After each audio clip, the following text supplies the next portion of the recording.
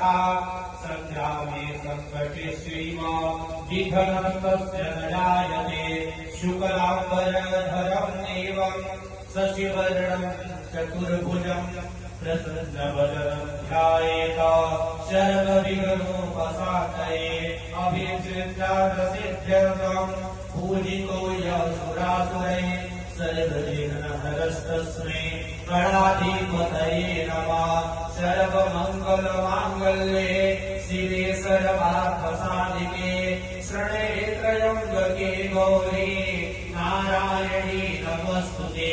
सर्वदा सर्वकार्येषु नास्ति तेषां मङ्गलम् तेषां हृदयस्थो भगवान् मङ्गलाय तनोहरे तदेव लगना